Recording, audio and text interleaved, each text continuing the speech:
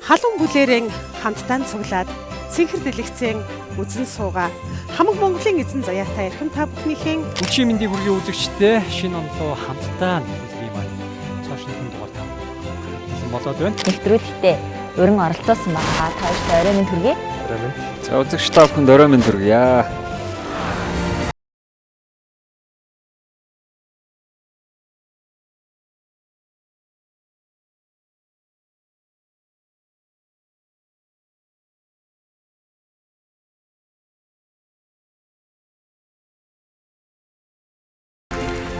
Гайхалтай өчигдөр мэндийг үзэгч та бүхэндээ хүргэж байна. 2023-аас 25 оныг Монголд зочлох жил болгон зарлж байгаатай холбоотойгоор аялал жуулчлалын салбарын төлөөллөөс урьж оролцуулж байна. Gold Strap компани гүйцэтгэх захирал Сэндэнхүү, газарчин аялал компани зөвлөх Ууган Баяр нар. Өчигдөр мэндийг хүргэе. Баярлалаа. Өчигдөр минь хүргэе. За тэгэхээр Монголд ер нь аялал жуулчлалын хөгжил тийм ялангуяа 2025 онд хэр ахиц дэвшилтэй байв. Тэр талаар яриагаа эхлэе гэж бодож байна. Манай Монголын аялал жуулчлал чинь ерөнхийдөө бол 70 жилийн түүхтэй. Өнгөрсөн онд одоо бид нар 70 жилийнхаа түүхийг тэмдэглэсэн. Энэ 70 жилийн хугацаанд чинь бас багагүй хугацаанд маш их хөгжил дэвшил жилээс ахисаар байгаад ковидын өмнө бол маш өндөр үзүүлэлттэй байж байгаа. Нөгөө ковидын үеэр нэлээд уналтанд ороод тэгээ ковидын дараа бол маш сайн 22 23 оноос бол маш сайн өсөлттэй 23 4 оноос өсөлттэй гарсан.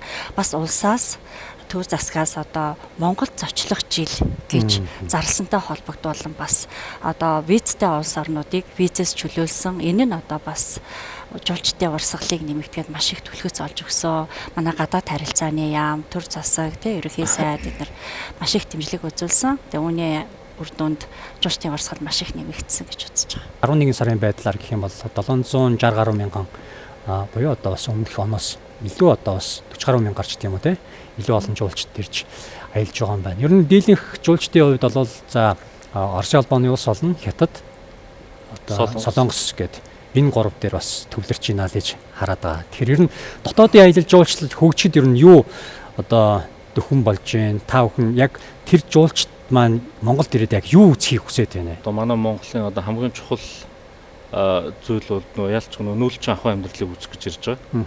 Энэ бол угаасаа дэлхийн нийтээрээ одоо монголчууд маань бол өөрсдөө нүүлчин хүмүүсээ гэдэг ингээд зарлагдсан байж байгаа. Ер нь дэлхийн одоо ихэнх орны ер нь сурчлагаанууд одоо хүртэл бас бүрэн нэг орчин үеийн Монголын талаарх хангалттай сурчлагаа бол болоогүй явж байгаа. Тэгэхээр нөгөө нэг одоо хуучин одоо 10 жилийн өмнө бол тийм ээ 10-аас 15 жилийн өмнө бид нар одоо ингээд нисэх онгоцноосоо буугаад ингээд танаа нөгөө морьтой хүн чинь хаана байна те мал ах чинь хаана вэ гэдэг ийм юмнуудыг ярьдаг байсан бол одоо харьцангуй сайжраад тийм ээ бас нэг сошиал медиа тэгээд интернет хөгжилтэй холбоотойгоор бол илүү одоо Монголын талаар мэдээллүүдийг бол олж авдаг болсон байна. Тэгэхдээ яг гаднаас ирж байгаа жуулчид тухайн одоо аль хаанаас ирж байгаа гэдгээс шалтгаалаад өөр зүйлүүдийг бол сонирхож байгаа. Нэг хэсэг нь түүх соёл сонирхож байвал нөгөө хэсэг нь одоо тийм актив адвенчер тур буюу одоо тухайн сонирхлын аяллууд уулан далахдаг. Эсвэл нөгөө хэсэг нь одоо суурин эрхэмшилтэй газрууд дээр жишээлх юм бол одоо Англи, Европын орнууд гингүүт шувуу ажиглах, хамтаа ажиглах аялж гэдэг юм ингээд төрөл бүрийн зүйлүүдийг бол одоо үзэхээр ирдэг болсон байгаа. Тэгээд ч одоо нөгөө манай улс чинь өөрөө одоо дэлхийд дээр бас ховорт орох тийм ээ задгай газар нутагтай тий хаашаа харсан тал нь байж байдаг гоё одоо уул ус одоо юмнууд нь бүгдээрээ байж байгаа тий дээр нь одоо ерөнхийдөө бол манай улс бол ерөнхийдөө танигдсан юм нь тийм адал явдал тусгай сонирхлын орон гэж ерөнхийдөө дэлхийд дээр анханасаа танигдсан тийм улс. Тэгэхээр бол ер нь бол илүү одоо өндөр одоо хүлээлт гэхээсээ илүү одоо байгалийн сайхныг түүх соёлыг үзье, нүүдэлж авахыг үзье л гэж хүмүүс ирж байна. Айл улирлыг нь илүү сонирхож ирж байна. Жилийн дөрвөн улирал байна. Энэ дөрвөн улирлаас за миний бодлоор бас нөө статистик харахад яг нөө наадмын баяр наадмын үеэр нэлээд өндөр өсөлттэй байдаг юм байна. За энэ өвлийн улиралд жишээ нь ямар байдаг юм бэ? Тий наадам гэснээс наадам бол маш олон орны жуулчид үзэх сонирхол хүсэл бол маш их байдаг. Гэхдээ харамсалтай нь манай төвцөн гэлтгийн маань суудлын тоо ер нь хүрэлцээгүй, ер нь их хэцүү. Тийм болохоор одоо зарим компаниуд за одоо жуулчнаас суудлал авч чадахгүй яажснаас ер нь бараг ийм захиалга авахгүй байсан дээр юм уу гэдэг юм уу те. Тиймэрхүү бас тохиолдлууд байдаг. Тэгвэл харьцангуй бид нар чинь тэ жилийн 4 улиралтай тэр болгон дэлхийн бусад орнд жилийн 4 улиралгүй улс орн бас байгаа штэ. Тэгэхээр нөгөө цас үзээгүй газрын чинь цас үзмээр байна. Нөгөө чаргаар одоо манайд чинь нохой чарга байж гэн тэ морин чарга байж гэн. Ялангуяа манай Өсгөл аймагт ч одоо нөгөө Мөсний баяр дээр болдог штэ. Тий. Тэгээд одоо Дорногов аймаг ихт чинь нөгөө Тэмэн поло гэд тэ гэх мэтчлэн ингээд өвөл явдаг ивентүүд бас байдаг л да. Тэгэхээр тэр ивентүүд дээр тулгуурлаад манай Монголын одоо аялал жуулчлалын салбарын тур оператор компаниуд маань тэрэндээ тохирсон хөтөлбөрүүдийг гаргаж одоо аялал жуулчлалын бүтээгдэхүүн борлуулалтаа маш сайн хийж чаддаг. Өвлийн аяллаа бүтээгдэхүүн борлуулалтыг сайн хийж чадсанаар аялал жуулчлалын улирлыг урсгаж өгч байгаа. Зөвхөн 100 ингээ ачаал их байгаад байдаг. Одоо статистик үзүүлэлтээс харахаар 7, 8, 9 сар, за 10 сар нэг жоохон орж ирэл ерөнхийдөө багасчдаг тий. Гэтэл одоо сүүлийн нэг 2, 3 жилд бол өвлийн аялал жуулчлалыг уртсгах зорилттойгоор бүтээгдэхүүн борлуулалт маш сайн явж байгаа. Тэгэхээр өвлийн морин аялал байж гэн. Одоо морин чарга, нохой чарга бол бас их эрэлттэй аяллаа бүтээгдэхүүн байдаг. Тэгэхээр тохирсон хөөрхөн хөтөлбөрүүдээ хийгээд ахад бол хөгжүүлэх боломжтой. За ямар хөтөлбөртэй ингэж харж байна вэ? Эсвэл Монголын талаар мэдээлэл тулгуурлаад за ийм газруудыг үзье гэд өөрөө хөтөлбөр зохиож ирдэг юм болов яг тийм бол. За ер нь бол жуулчдын өөрсдийнх нь сонирхлуудаас их шалтгаалдаг. Жишээлбэл одоо түрүүчийн асуултан дээр нэмээд хэлэх юм бол өвлийн улирал тийм ээ. Одоо жишээлбэл одоо Монголын хувьд бол цасны ирүүсийг харах аялал гэж сүүлийн үед бас нэлээд хөгжиж байгаа тийм аялал байна. Цасны ирүүс мануултай. Энэ бол одоо ялч Монголын брэнд болсон амьтад энэний гэрэл зургийг авах ч одоо маш олон орны жуулчид бол сонирхдаг. Тэгэхээр нөгөө манай Монголын одоо уур амьсгал нь хатуу ширүүн уурчраас бол бас тэр хатуу ширүүн уур амьсгал тэр амьтын зургийг авч гэж ирэх нь нэх олноор биш байгаа ч гэсэн ер нь бол ингээд жил эрт тусан бол тэр тавал нэмэгдэж байгаа. Яг ингээд ирүүс одоо амьтны зургийг авах гэж. Ягаад тэгэхээр нөгөө нэг зуны удирал чинь нөгөө зэрлэг амьт чинь бүгдээрээ дээшээгээ уулынхаа өндөрлөө гараа явцдаг. Тэр болгон хүмүүс харж чадахгүй. Тэгэнгүүт одоо яг тэрийг чи харахын тулд нөхдүүд бол ирж байгаа. Тэгэнгүүт одоо аяллаа сонирхол гэдэг чинь одоо бас айгуу тийм өргөн цар хүрээний асуудал болчих. Ягаад тэгэхээр аль улсаас шалтгаалаад хүмүүсийн сонирхлууд өөр хобби хүн болгоны хобби өөр шүү дээ тийм. Яг тэрэн шиг одоо ирж байгаа жуулчдын хобби өвөл ирдэг хоббирж ирдэг хүмүүс байна те цас үзэх гэж ирж байгаа. Эсвэл одоо амтны шууг нь харах гэж ирж байгаа. Эсвэл одоо цагаан сарыг үзэх гэж бас ирж байгаа те. Ганц одоо наадам биш те бид нар ч бас үндэсний баярууд байгаа те. Тэрийг маань үзэх гэж ирж байгаа. Дээр нь одоо аялал жуулчлалыг одоо хөгжүүлэхээр ингээд зориуд одоо хөгжүүлж байгаа юм том ивентүүд зөндөө өвлийн тэмээ адууны баяр, тэмээний баяр, адууны баяр, мөсний баяр те сарлагын баяр гэл ингээд зөндөө олон одоо ивентүүдэд жуулчдад бол зориулаад хийдэг болцсон байгаа. Манай одоо олон улсын нислэгүүд бас хангалттай болоод эхэлсэн. Ер нь бас нэлээд аятайхан ковидын өмнөхтэй харьцуулах юм бол маш сайн байгаа шүү дээ. Тэгэхээр бол нөгөө богино зайн одоо орнууд буюу одоо Япон, Солонгос, Зүүн Азийн орны жуулчд бол ер нь бас харьцангуй их ирэх одоо тийм их хэрж байгаа нь бол ерөнхийдөө мэдэгдээд байна. Тэр нь тэгтээ ганцхан одоо зуны улиралдаа ирээд байгаа мó гэхээр үгүй. 90 жилийн 4 улирлал гэж. Одоо манай аялал жуулчлалын компаниудаас одоо жишээлбэл Таиландуудад зориулсан энэ өвлийн хордол сардаг тийм ээ дархтын хотгорын цаатан үздэг аяллуудыг хүртэл хийдэг одоо компаниуд байдаг. Тэгэхээр бол манай одоо бүтээгдэхүүнүүд ер нь ингээд жил өрөх тусам улам сайжраал яваад байгаа гэсэн. Тэгэхээр бол нөгөө хэрэглэгчдийн маань хүсэл сонирхол бол угаасаа юу хүсэж чинь тэрийг нь одоо бид нэр хийдэг болсон гэсэн үг байхгүй. Мэдээж аялал жуулчлал гэдэг маань энэ салбар маань тодорхой хэмжээнд улстай бас мөнгө төлрүүлэх гээд байгаа. Олон төрлийн одоо аяллуудыг сонирхоод ирж байгаа гэж байна шүү дээ.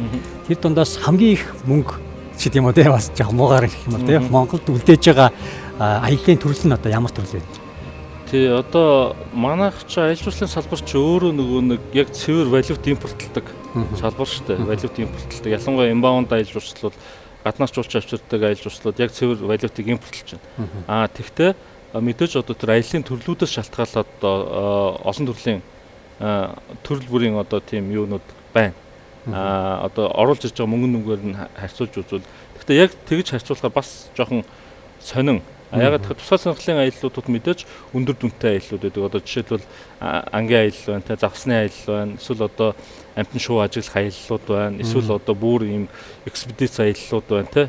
Одоо киноны аяллууд гэдэг ингээд маш өндөр дүнтэй одоо орлого оруулж ирдэг аяллууд байна. Гэтэл нөгөө давтамжийнхаа хэмжээгээр тийм ээ групп аяллууд бол бас маш их мөнгийг бол бас Монгол руу оруулж ирж байгаа шүү дээ. Нэг хүн ганцаараа аялахад одоо хэдэн төгрөг төлөх үү те. Тэгэнгүүт 20 30 хүн нэг дор аялахад хэдэн төгрөг төлөх үү? Нэг хүн ганцаараа худалдан авалт хийхэд хэдэн төгрөгийн худалдан авалт хийх үү? 20 30 хүн худалдан авалт хийх ямар байх вэ гэдэг. Бас ийм одоо нэг харьцангуй юмуд бол бас их байгаа.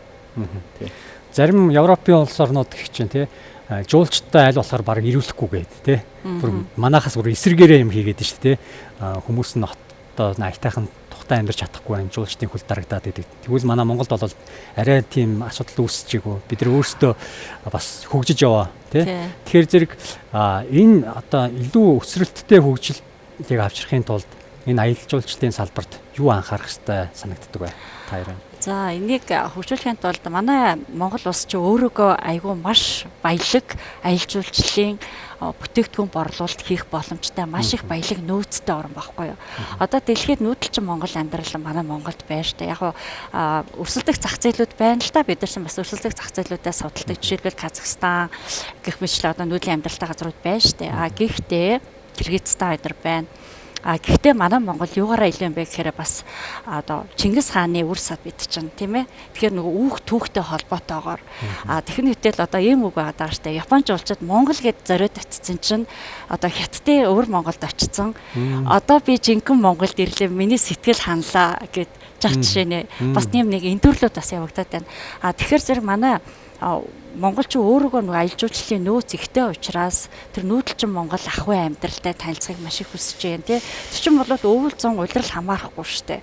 Яг нь манай орн одоо хөдөө орон нутгийн малчд чинь өвлжөндөө явждаг ч гэсэн хэдий ч мал төлөх цагаар одоо мал төлөхийг үзэх тэр малчин айлд туслах тэр малчин иргэдийн амьдралыг яг өөрөө ингэж биеэрээ туулж үзхийг хүсдэг бас тийм жуулчид сонирхолтой хүмүүс байна. Тэгэхээр нөгөө дэлхийн хүмүүсийн чинь хүсэл сонирхол нь янз бүр, тэгээ зориг мөрөөдөл нь янз бүр, зарим нэг нь одоо өөрөө биеэр одоо ямиг ингээд туулж мэдэрч үзэх те одоо даарч үзээг бол Монголд очиж даарч үзье. Өөртөө челленж хийж тий өөртөө одоо чаленж хийж штэ те өөрийгөө сорж гэн өөрийнхөө одоо ялан дийлхийг хүсэж гэн гэх мэтчлээ ингээд төрөл төрлийн чиглэлээр сонирхлоороо аялын хөтөлбөрөө одоо би энийг хүсэж байна. Энд миний энэ хүсэл мөрөөдөл тохируулаад одоо аялын хөтөлбөр боловсруулад өгөөч гэх. Эсвэл одоо аялын тур оператор компаниудын боловсруулсан аялын бүтээгдэхүүн борлуулалтаас хөтөлбөрөө сонгож агаад аяллаа сонгоод ирэх гэдэг янз бүр гэж. Жишээ нь одоо сүүлийн хэдэн жил бол ерөөсөө японочууд одоо маш их үйл ирдэг болсон. Өөрийгөө сорж ялан дийлэх гэж ярьж байна. Одоо морь унж जैन тий өвлийн хүйтэнд бүр хэрэгээр одоо сүүлийн үед ер нь тийм морин аялал одоо бүр дээдл нь 30 хүнтэй бүр 33 хүнтэй тэгэж олуулаа ингэж фракц болж ирж морин унж үзэх гээд. Тэгээ зарим нэг инээдтэй юм ярихад одоо нөгөө рамен биш үү?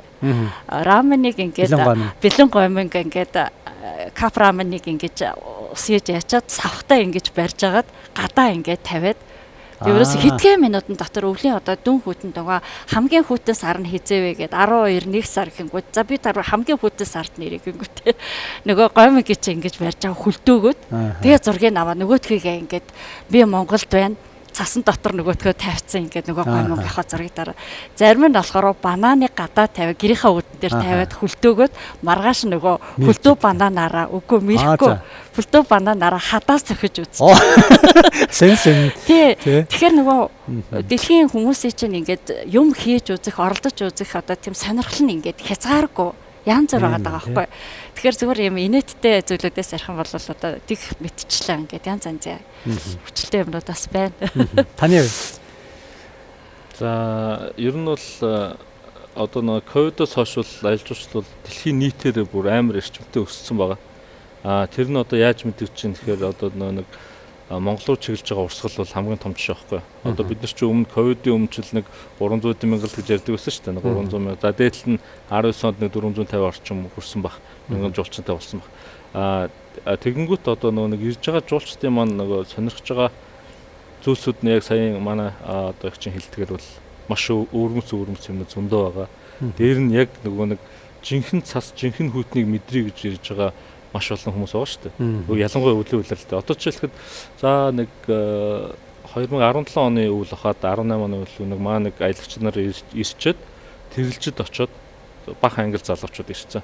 Тэгэнгүүтээ юу яж Монголын хүйтнийг одоо мэдэрч үзнэ гэхэд шүн ингээд за ойролцоогоор бараг хасах 30 градус ус. За. Хасах 30 градустай шууд гарч хувцас тайлал нүцгэн гарч өгөөл тэрнгүүр чин цасаар бие угааж өгөөл. Тэгэл өстө жинхэнэ хүйтэн чи энд байд юм байна гэх мэтийн одоо ийм сонин одоо үйлдэлүүдийг гаргадаг байхгүй жуулчдын өөрсдөө. Эсвэл одоо нөгөө тал дээр бүр зарим одоо тохиолдолд аялагчид одоо юу гэж нөхөр малчин айл дээр очдог. Ийм хүмүүс байна. Яг малчин шиг амьдарч үзье те. Амьдарч үзье. Өвлийн малчин яг ямар байдгийг. Энийг одоо үзэж гэдэг юм ингээд. Ер нь бол одоо жуулчдын одоо сонирхоод хийж байгаа үйлдэлүүдийг тоочих юм бол амар олон юмнууд байд. Тий.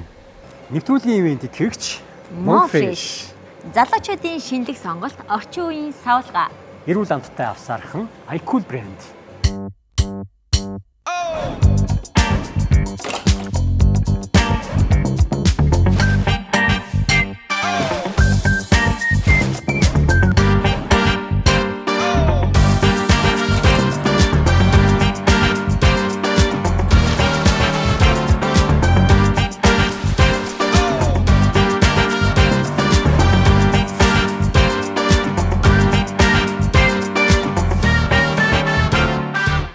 Нэвтрүүлгийн ивент тэтгэгч Baby Dragon бяцхан луу.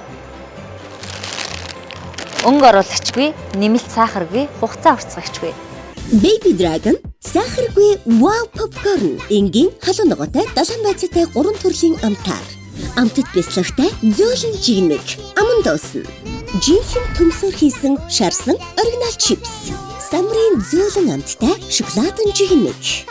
Манго, ус үзэм, тоор шүүслэг амттай зөөлөн гами чигрүүд.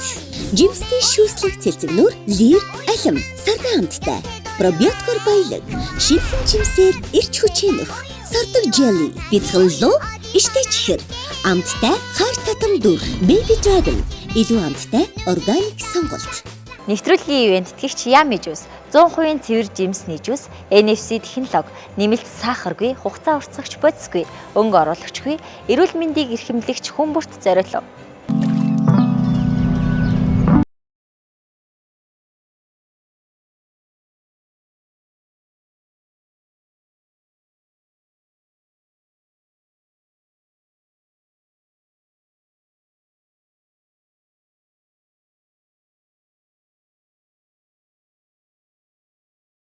Yummy 100% байгалийн NFC juice.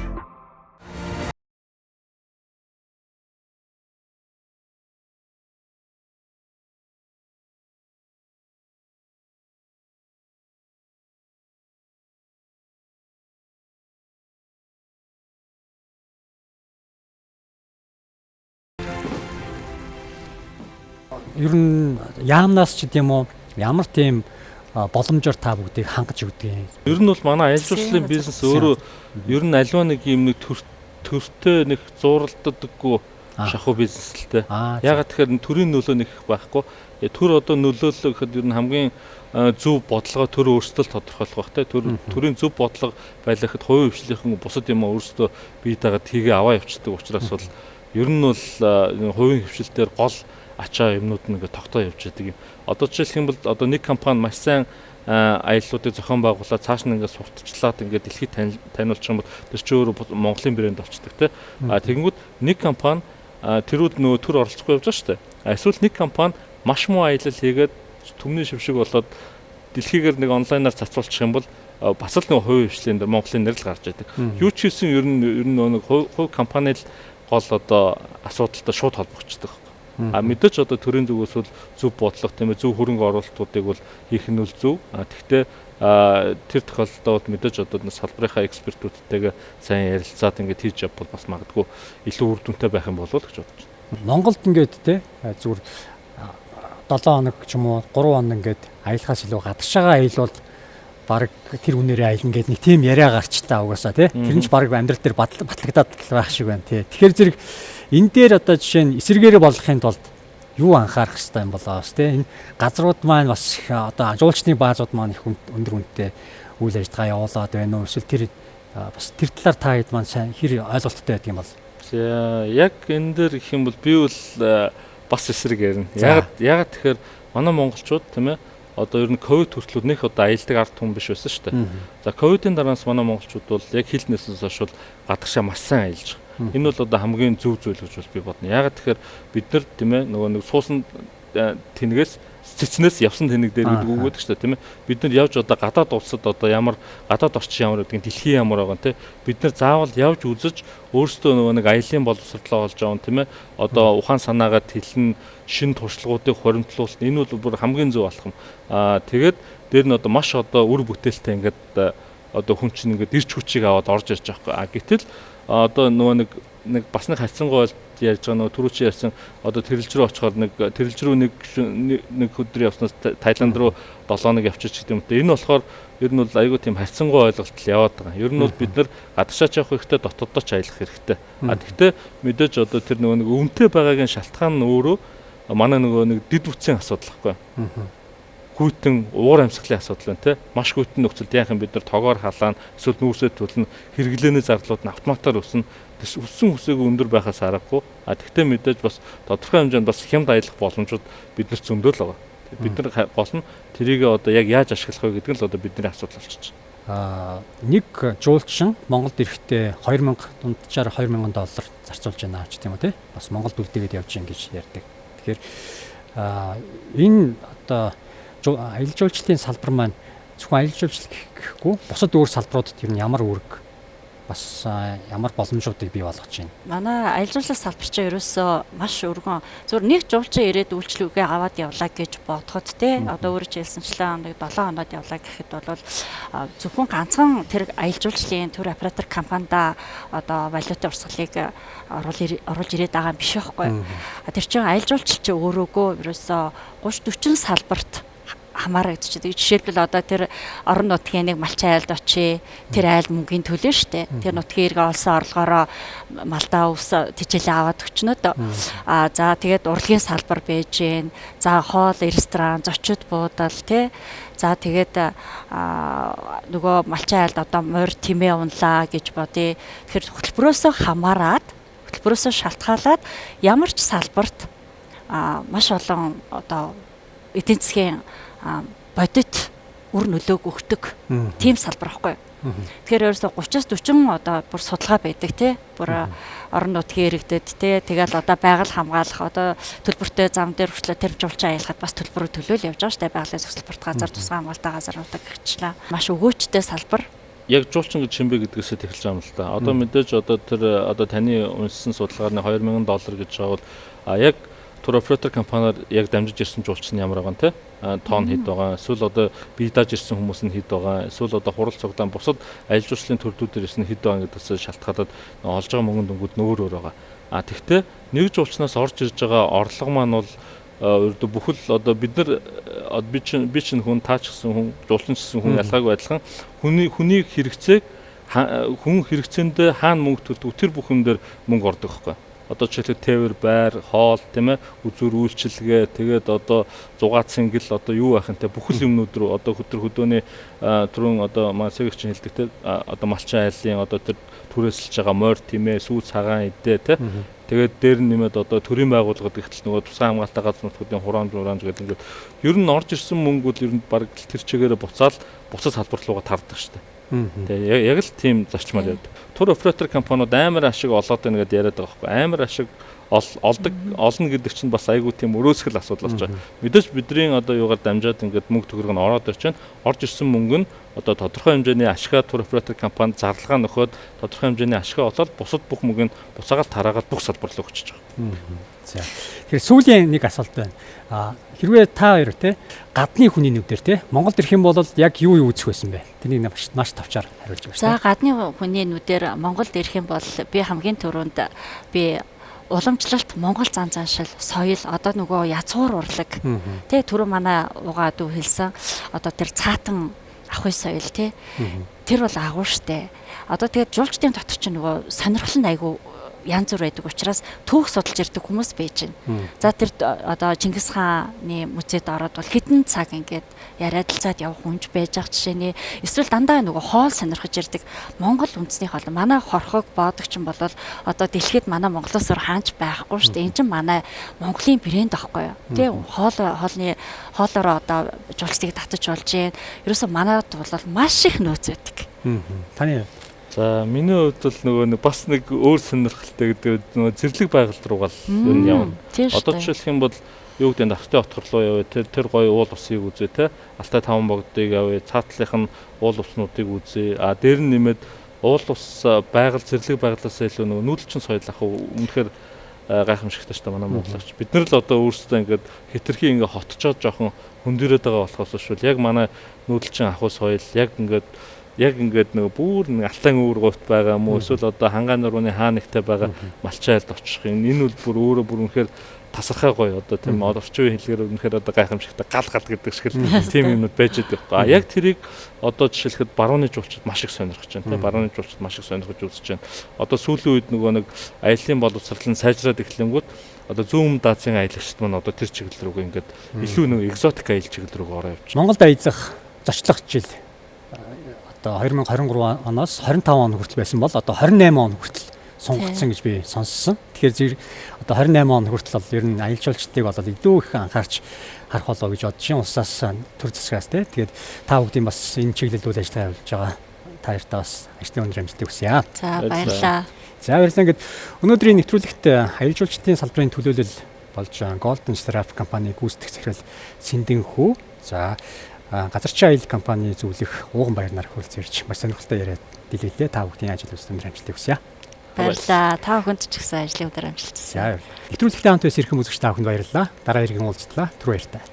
Baby Dragon сахаргүй wow popcorn энгийн халуун ногоотой далайн байцаатай 3 төрлийн амтаар. Амтд бяцлагтай зөөлөн жигнэг аман дуусан. Жинхэнэ төмсөөр хийсэн шарсан оригинал чипс. Самрын зөөлөн амттай шоколадын жигнэг. Манго, ус үзэм, тоор, шүүслэг амттай зөөлөн гами чихрүүд. Жимсний шүүслэг цэлцэгнүүр лир алим сарна амттай. Пробиоткор баялаг, шинхэн жимсээр ирч хүчээнөх, сардаг jelly, бицхан луу, иштэй чихэр, амттай хар татам дүр, Baby Dragon, илүү амттай органик сонголт.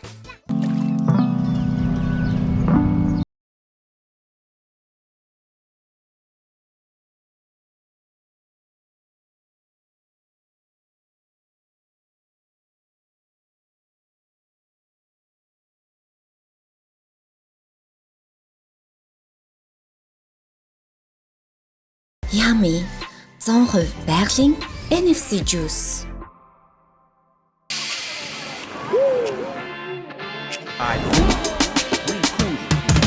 Чанартай юм уу та ирүүл мэндэ бот ирч хүчээр дүүрэг амтрах ёстой бид ирүүл бий саруул ухаан гэдэг биз авч аргалт алт мөн кино болж үз амин дэмэр баяа ай кул хорт туршлаа хаяа ай кул зүү амтлын хий баяа ай кул тулахгүй би таяг ай кул